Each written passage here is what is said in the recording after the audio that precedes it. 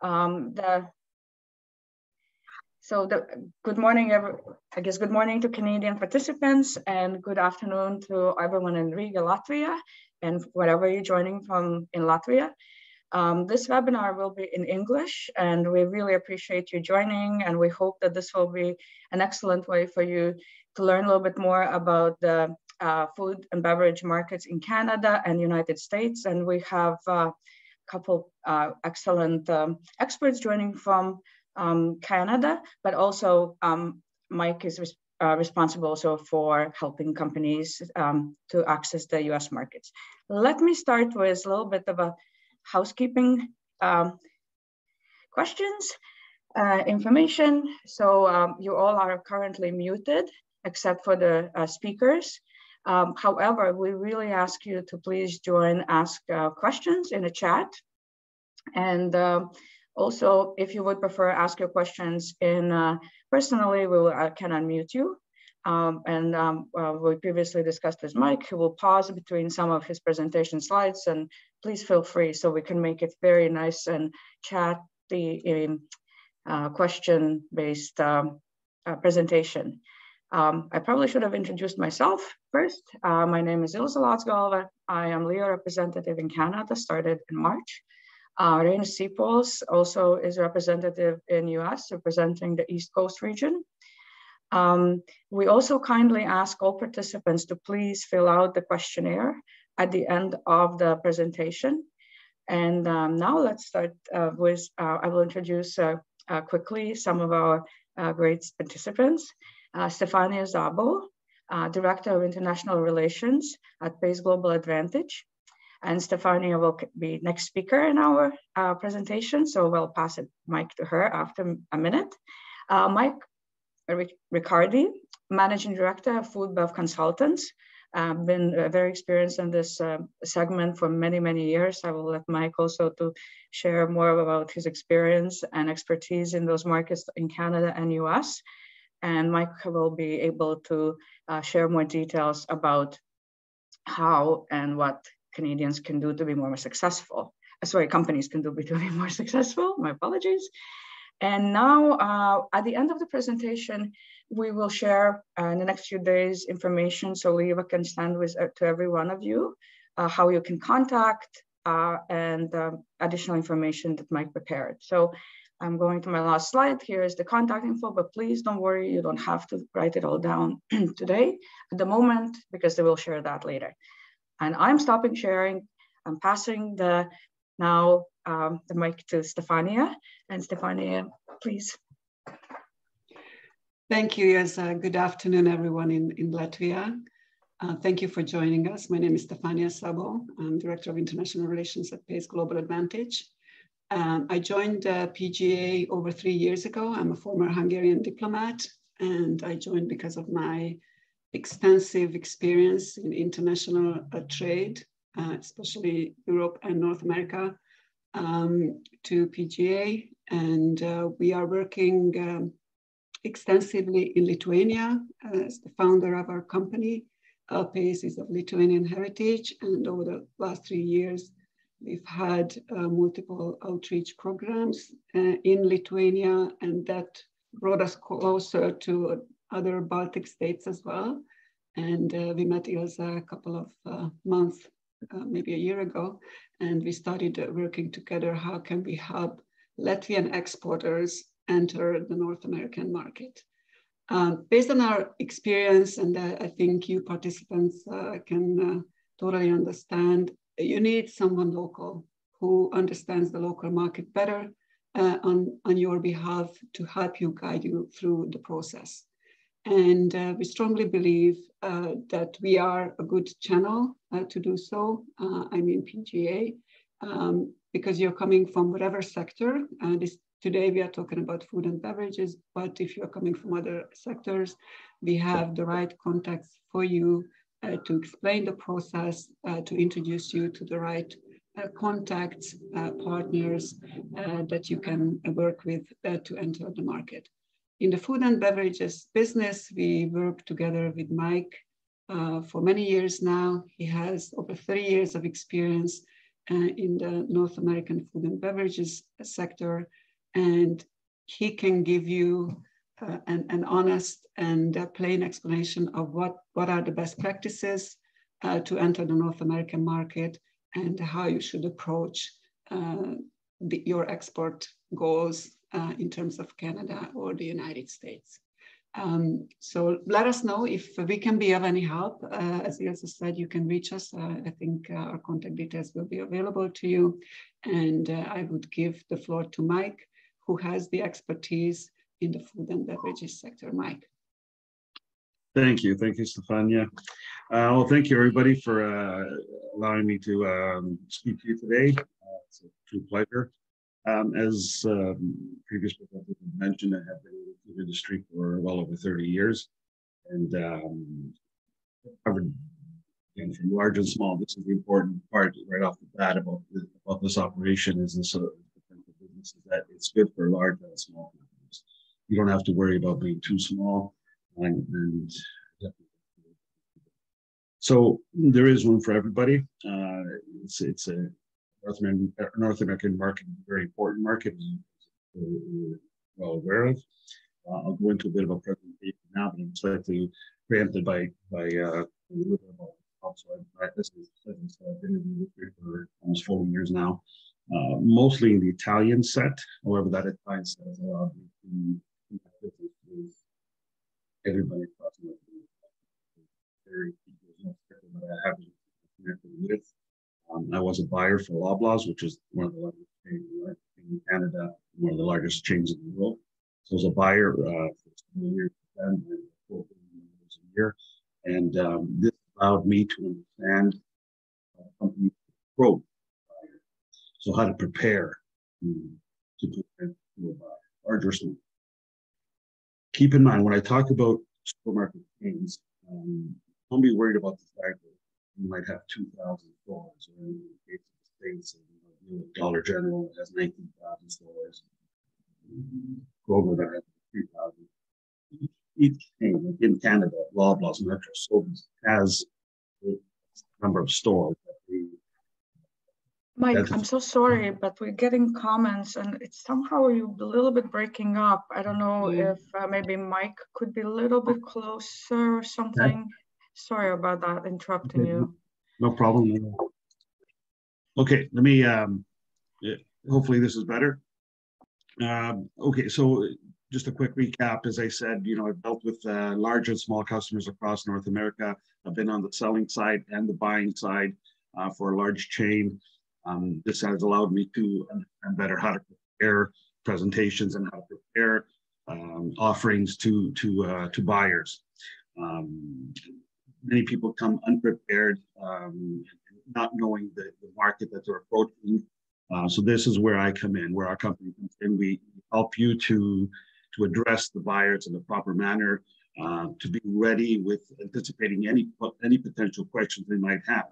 So going into a presentation, showing your products, again, with all the answers already prepared for. And this is where it comes in. My purchasing expertise comes in because, again, it allows me to prepare you for that. There are, we'll see a short presentation I did. It's just a simple presentation, but there are several trade shows around North America. The U.S. has the New York Fancy Food Show, the Las Vegas Food Show, various organic shows, LMA for private label. Toronto, we have a food and beverage show, and then we have the Seattle coming up in May. I'll be talking about later on about a showcase, a new product showcase that I put together 4 years ago, and worked very well. We had several companies from around the world. And what we did is we invited buyers to come in a setting where chain could come in for a couple hours on their own and walk the show on their own.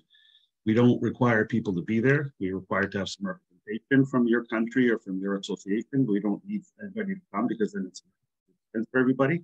We try to make it as feasible as possible. So buyers are invited to spend some time on their own. So we've had like Sobeys and Loblaws come in with 5, 6 buyers and just walk the show for a couple hours on their own, and they identify which companies they're interested in and getting more information. The important thing about what we do is want to do for you guys in the next 6 months or so is really to identify which companies have an opportunity in North America.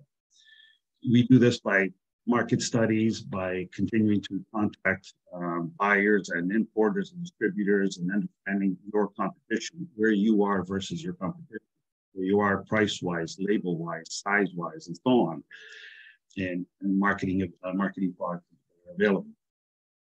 Once we see that, and once we expose you in a trade show, and if there is no interest from buyers, especially at my show where it's very, very dedicated, then you understand that maybe the Canadian or US market is not for you. Instead, the opposite could happen. You have great responses from importers, from distributors, from retailers, from restaurants, and so on, processors, and so on, and we have something there. But this is a very honest look at the North American. I'll just go into a little presentation and then stop me anytime, after. Are you guys seeing the screen? Not yet. The sound is still a little bit challenging at times. It kind of breaks up a bit. I don't know if somehow connection might be, but I don't know. Okay. I'm not sure what to do. Well, let's try. Yeah, we're going to see your screen, and we see your screen. Yeah. Okay. I'll try to speak up. Maybe, I don't know if that's it. Maybe I'll try to move it a little closer. But let's quickly go into it. So again, Canada, USA. I'm based in Canada. However, most of my business is in the States. I've dealt with every Canadian company. There isn't a Canadian company that doesn't know me. I have the ear of all the Canadian companies and many North American US companies. As I said, I was a buyer for Loblaws and then sold to Sobeys, Metro, Walmart, Costco, Federated Co-op, Calgary Co-op, and Save-On, etc. So here you just see a quick little thing. It's just there's 4,300 grocery stores and about 97,000 restaurants. USA has 63,000 grocery stores and 660,000 restaurants. Understanding it's a potential huge. So what we do is we ensure that your company is prepared to present the products and capabilities to the North American market. We would meet with each company individually to understand your products, your short and long-term vision for your export, and what your idea of success is for your company. What does that mean? You want to sell skids a year, or do you want to sell 10 containers a year, and so on? We need to understand that in order to tailor a proper business plan for each company. Again, stop me anytime that there's any questions or what do we do? We start with a market study. We need to understand where your products are in comparison to your, right? So we need to understand labeling. Where are we? Pack size. If you're in a 200 gram, but the market is in the 300 gram, that's an issue. How are you? And we look at your ex-works price, add in all the potential expenses, whether it's freight and brokerage and duties and so on, and then we understand that, where you're going to be on the retail shelf, and then we can advise accordingly. So once the market study is concluded, we can suggest how to make appropriate changes in order to be more competitive in North America, right? So we might tell you that packaging has to change, you have to lower your price, increase the size, come up with organic, and so on.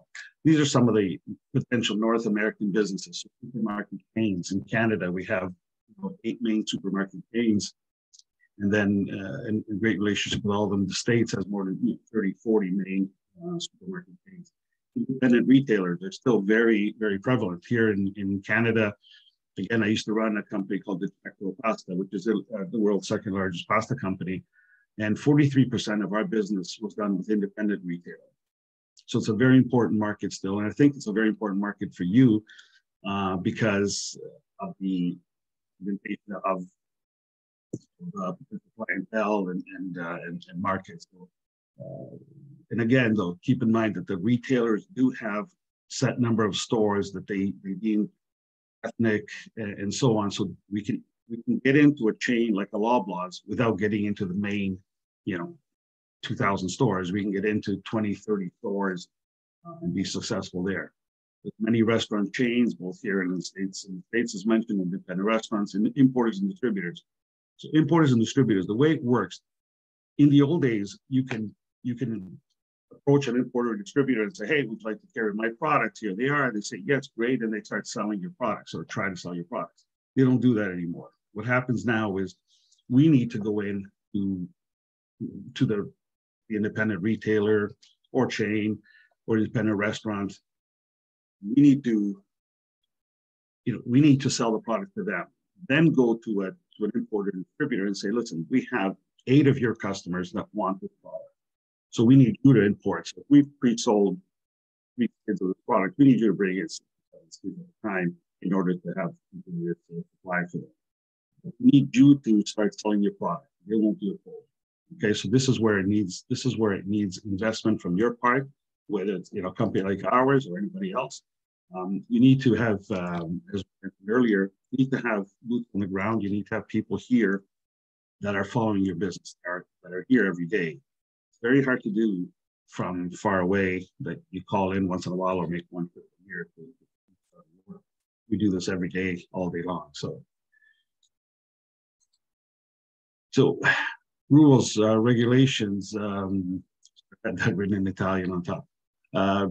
So what we do is we ensure that you have full knowledge of any rules, regulations, weight restrictions, freight information, duties, other restrictions that are associated with your products. Well, it could be product that's not allowed, an ingredient that is not allowed. We let you know about duties. Let me give you an example. The Italian companies, tomato companies, export grain tomato in a jar. In order to get away with the duties, they add a basil leaf. So by adding a basil leaf, it becomes a different product. They save on that 40% duty. So if there's anything like that we can do that we can help you with. Samples and sales materials. So again, the best solution is for the companies all to put together full samples, send them to us, and we will then distribute from here. Every time we call you and say, hey, listen, this company wants to see samples, and this company wants to see samples, very difficult for you and very expensive. So we take care of that. Status report. So what we do is, and I'm sorry, I should have mentioned earlier that the way that we like to work is basically with 6 month intervals. We would start, let's say in the new year, and then run a 6-month program with you guys. It kind of leads now into the CL and then to our show. But we run a 6-month project with you where we do this and we slowly start to introduce companies and advise and look at labeling and restrictions and duties and so on. You would then receive a monthly status report from us, tell you everything that we've been doing, who's been introduced to your product, what they've said, what meetings we've had, any comments from buyers, and the next steps that you need to take. And as I mentioned earlier, trade shows. So there are a couple of trade shows, many trade shows in North America. But a few good options would be maybe once do the New York Fancy Food Show. And then the CL here in Canada is important. But I'd say, and not because it's ours, but ours might be the absolute best for companies, because what happens is buyers come very willingly and they come and look at every table, every presentation, because what they're going to see is new products only. So it's called new product showcase. So even if Coca-Cola wanted to come in, they cannot bring their Coke product. They have to bring a new product. So buyers are very interested in this. They want to see new product. We've done it with great success. We've had a lot of media exposure many years ago when we did it. I went on to work for a major company, so that's why I didn't continue. It was a great success. So this is, as I said, just to give you a little bit of overview on what can be done. A lot of it is up to you guys. It's up to, you're going to attack the market. You have to be ready for it. You have to be willing to invest a little bit, whether it's time and money and efforts and so on. Listen to what the market is asking for, not try to force what you want to sell. We've had many instances where, I introduced products, or when I was a buyer for Loblaws, where I wanted to bring in a certain product from Italy, And the product developers, the loblaws were telling me, no, we can't do it this way. You got to change the profile because the Canadian palate is different than the Italian palate. So these are things that we have to be cognizant of.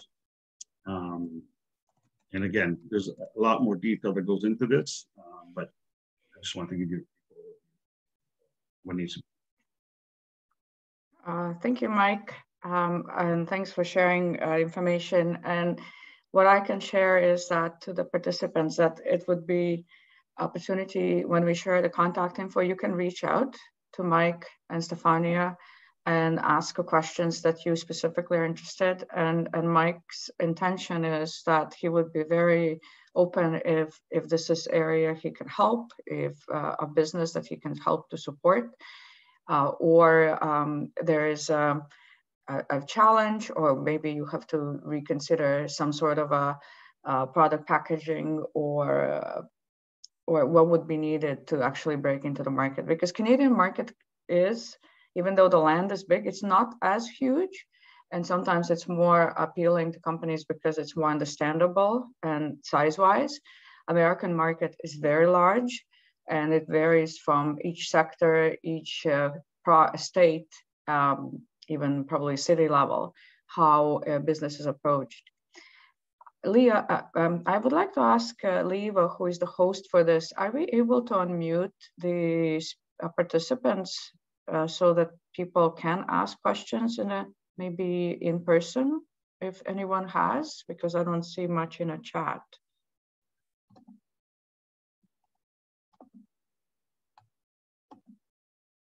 So I don't know if Leva is there, but is anyone wants to ask vai kādam jautājumi, kas gribētu ielikt ātri kaut ko chatā vai zem jautājumiem?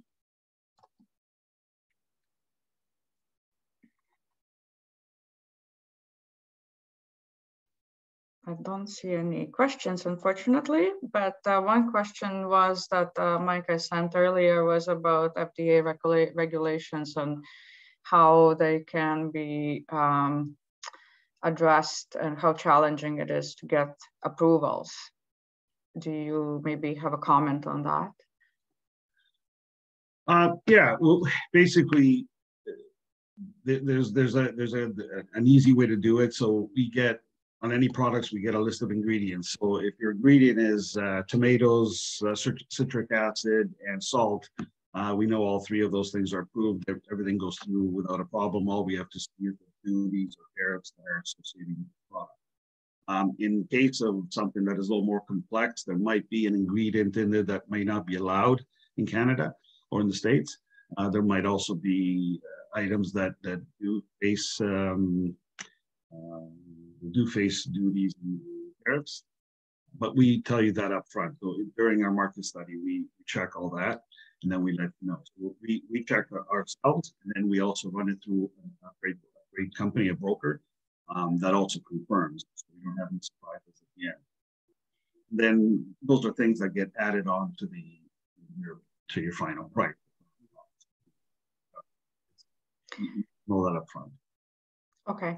And usually, how long does it take? Does it take a long time to get these approvals, or depends on the product type? No, in almost all cases, it's instant. You know, we can say right away, yes, this product fine. You're going to find 1 out of 20 products that might have an issue. All of them are. A lot of the things are pre-approved. It's just a matter of, again, understanding the duties and tariffs. That takes a couple of days. If there's a product, we brought in a product years ago that contained a candy product that contained a red dye that was not allowed in Canada. Unfortunately, we found out after the containers came in and we had to destroy it. But that's what happens. You need to know up front that all your products are permissible, and that's easy. Thank you, Mike. I actually see a question in the chat. Its question is, I have a question regarding raw materials, frozen berries, for example, export to US or Canada. Do food beverage consultants work with raw materials as that, or components, or just finished products for retail and consumers? Right. No, this is the beauty. We're very, very flexible. These are, especially raw materials, commodity products are, believe it or not, a lot easier to deal with. You're dealing with a raw material, a commodity. We need a sample, we need a price, pack, the container loads. How is it packed? Is it in totes? Is it in barrels? Is it in, loose in a container? Very simple information. We have avenues. We do deals with rice, dealing commodity with rice currently, but we have a lot of avenues for raw materials. We deal with processors. We have dealt with processors in the past. Not a problem. Okay, thank you so much. So every participant right now is unmuted. So actually, I saw another question. We are a juice producer, and I wanted to ask if there are any certificates that are or must in US and Canada, like BRC, IFC, etc. Right. So the question was, are there? I didn't understand the question. Sorry. There are a juice producer, and I wanted to ask a question: are there any certifications required for importing juice products, such as certifications? I guess they refer to BRC, IFC, and actually everybody's unmuted, and who asked the question can actually say it themselves. No, it's fine. I got it. I just didn't hear one part. Okay, no, that's fine. So there are restrictions on what you can claim, and I don't remember the exact number right now, the exact percentage right now. What you can claim as fruit roots versus fruit rings and so on. However, the BRCs and ISOs and those certifications, organic, anything that you have, the more the merrier, the more the better. Companies like Loblaws, like Kroger in the States, or Hy-Vee, they will look at things like that. And if you don't have any certifications, it's not going to end well. It'll be fine for independent business because they don't ask that. But the supermarket chains will definitely ask that. And if they have two companies, one that has 6 or 7 certifications, whether it's BRC and so on, and one has none or one, you can bet that they're not going to look at your company, because so that's a guarantee. The other thing too is if you have any third-party audits. If anybody has conducted a third-party audit on your plant recently, another chain, another part of the world, sometimes that helps a lot. That kind of tells them that somebody else has done the homework. Another big chain has done the homework for them to make sure that you're okay, that your factory is in order and your products are well documented. You broke up at the end. So what was the last sentence? No, just it certifies, it guarantees the company that you're talking to that a third-party audit was done on you and you have certifications and you're in good order. Okay, so it gives you more of a preferred look from the perspective of the buyer. There's one more question that was posted. How about sugar taxes? We are candied fruits producers. Are there any? Definitely something I haven't dealt with recently, so I have to look into. Again, these are great questions. Either send them to me and then I'll send them to me after and I'll respond within a day or so, or we'll talk about it.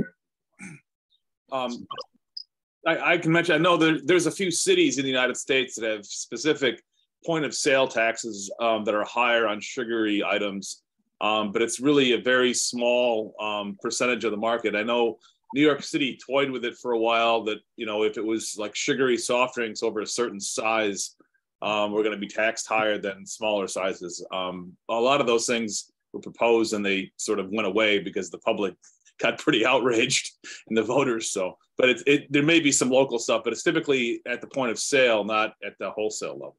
But that's from my experience, limited experience. Thank you, Randy. What kind of certificate is in North America usually are required to start to work with bigger food retail chains? I guess what the question is, certifications that I guess they may say this is really needed and you basically don't consider. Yes. Are there any? There are some chains that require certain certifications. And right now to identify which one is which is tough for me. dealt with companies that have always had, the last 6, 7 companies that dealt with, all have had 6 or 7 or more certifications. So cover everything, whether it's organic, BRC, ISO, and so on. So again, the more you have, the better. I can check with a few retailers if there are 3 or 4 that are mandatory in order for them to. Again, if you don't have more than a couple of well-known ones, it's going to be tough. But again, it doesn't mean there's no business for you. It means there might not be a big retail business for you. Sorry, I should add something that when we're dealing with a particular banner of a chain, so chains here, like maybe in other parts of the world, have various banners. So Loblaws has Loblaws, but they also have 4 Primos and No Frills and so on. So some of them we might be able to get into without going through the whole head office red tape and just make a presentation. They like the product, ingredients look good. All right, send 10 cases for, and then we start to do it that way. So this discussion is only for chains, large chains, and so on. They're the only ones that are going to look at it. Yeah, so basically it depends on the chain, on the store. And Mike, maybe after on the sugar, we can send a little bit more information, and also on the most preferred certifications.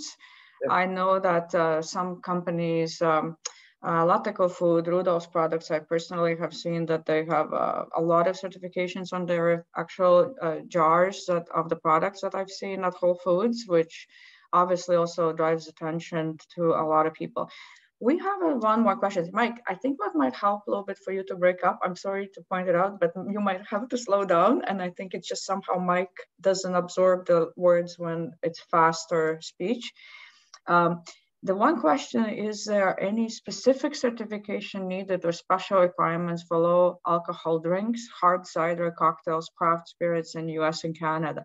I can just start with it. Canada is highly regulated for alcohol, and outside Canada, it's very different in US. In Canada, we have liquor boards by province, which regulate what and how it can be brought in.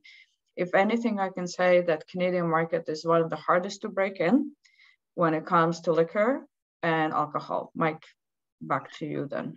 Right. Well, I was going to say the USA is the same way. It's state by state. It may be somewhat easier in some jurisdictions versus others. And also, but there's labeling requirements that are very state specific at times.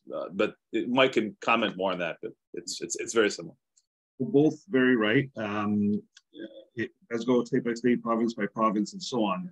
The Liquor Control Board in Ontario, in Canada, and we're on with, is, as mentioned, is really regulated, but they're also very, they can be very good to work with. First of all, they really work on when they're looking for a particular product. So they'll say to you, the next period, we're looking for wines from Eastern Europe and Scotch from Scotland. They'll tell you what they're looking for. They will take suggestions on products. The best way that we can do it for you, it goes back to what I was saying earlier about the market study. This covers everything that you're asking in most of these questions, is saying we need to know what product you want to sell in Canada and in the United States. Then we will take that and say, okay, let's look at the list of ingredients. And as long as that matches, if you're selling a vodka, well, the vodka is permissible here, everything's fine. But if you're selling a liqueur that has other things in it, many herbs and things, then we need to look into that. It goes on a case-by-case situation. But the LCBO, the Liquor Control Board of Ontario, will guide you through the whole process. What's good about working with you're dealing with them, you're dealing with the government, your payments are guaranteed, and the potential volume is there because there are many, many stores across the province. And if you get into their system, it usually ends up pretty well. It's not very easy to get in. In the States, it goes state by state. I have dealt with beer and wine in the United States more than in Canada. And there are very large distributors there. But again, the way they operate is we go to the individual stores and restaurants, push the product, then go to an importer and say, here we go. We have 17 customers that buy from you, and we have this product that they want. That company will then take it on and we'll start to offer that. But it has to start with some type of a market study. No other way to do this quickly, because there are so many products and so many things that we can throw a blanket statement and say, this is allowed, this is not allowed. It really goes to. Okay, Mike, yeah, so we're still kind of having a little bit of breaking up, but somehow, I don't know, the connection may not be as stable today, but thank you so much for that. There's one more question that I see. If we have a OECS gluten-free certificate, is it enough for gluten-free products to be imported? In most cases, yes. In almost all cases, that would suffice. And gluten-free products are on the rise still. So that's something that could be really good. Yeah, great. I see. Is any more questions? Anyone want to start? Just ask by yourself. You know, I think there are a lot of questions. I think, Mike, if you're okay, I'll just post your contact info in the chat so that people can actually message you after, if that sounds good to you. No problem. Yeah, I'm posting it in a chat to hopefully everybody. And Levi, if I only posted it to you, can you post it to everybody? Any more questions? Last chance. I know the connection. Sorry, go ahead. I had one really quick one. I just Mike, I know at the beginning of your presentation you mentioned trade shows and you mentioned the names of them and whatever. One of the things that LEA does for exporters in various industry categories is they sponsor what we want to call like a national exhibit or booth or whatever you want to call it, where a number of like non-competing producers or similar industries are represented. Are those typically of higher value or equal value of like having individual booths in that sense? I know, like as an example, is it's not through LEA, it's through the Agriculture Ministry. They sponsor a national booth at the Boston Seafood Show every year. And there's about 6 or 7 Latvian fish product producers that are there, and also, you know, those folks, and they seem to do quite well with that every year. But they're already established exporters to the United States. How is it for those who are not yet in the market? And what are your general thoughts on the value of that? And are those valuable for LEA to be coordinating with our potential exporters? Yeah, good question. So it's a bit of a tough question, a bit of a tough answer. Yes, in some cases, those things could be productive. They can do well. Not in all cases. And like you said, easier for somebody who's already established to gain some traction and to have people come at their booth and so on. A lot tougher for new companies, and a lot tougher from countries that are not normally known in North America for, like, let's say, like Italy and France and so on. So what happens is these smaller shows like mine, let's say, and again, I'm not trying to promote, I'm just telling you about mine, kind of brings the people there. One thing that, sorry, let me jump back for a second. One thing that was asked earlier, another time from me was, you know, can I possibly set up meetings for your companies, buyers, Loblaws and Sobeys and that, for them to come to a separate hotel room or to come to the show and spend time at the booths and everything? And the answer, quite frankly, is no. Buyers don't want to do that. They don't want to commit to a certain time slot that they're going to come and see, because then they would have to do it for Spain, for Italy, for Greece, for Turkey, and so on. So what they do is they ask you in advance to send presentations of companies and that. If they're interested in something, then they'll come and see you. Again, this is where a small show that's dedicated to new products helps a lot, because they'll come there with the idea of, I'm going to come with an open mind and I'm going to look at new products from various parts of the world. So I'm going to the New York Fancy Food Show, the Boston Seafood Show, and I'm going to, I know what I'm going to do. I'm looking for this, and this, and I have meetings with 12 of my current suppliers. So it becomes very difficult to get them to look at another sector and another thing. And I know, because at the Boston Seafood Show, we actually won for best product once, and the only reason we got exposure is because we entered the competition already. If it was just on our booth, a lot of buyers would just walk by the booths. You know, it'd be very tough to get them to stop and look at every booth. Right? Thank you very much. Thank you, Mike. I think we answered all questions, and we'll follow up with a few additional answers. I posted to everyone Mike's information in the chat, his email. You feel free to, you can reach out to him. I have a question to representatives, please, to everyone who is joining except the panelists, to please submit the survey. I know the sound was a bit of an issue, so but hope you were still able to hear most of the answers. However, I also would say just reach out to Mike to clarify if you missed some of the details. Again, as Mike said, it's up to you, the partners you choose, and from a Leo perspective, it's up to companies to decide who they want to work with. We're just introducing you to potential partners that you could choose from. There is a question, I think. I'm hearing someone talking. No? There was maybe just because someone was unmuted. Regardless, I would like to thank everybody for joining today.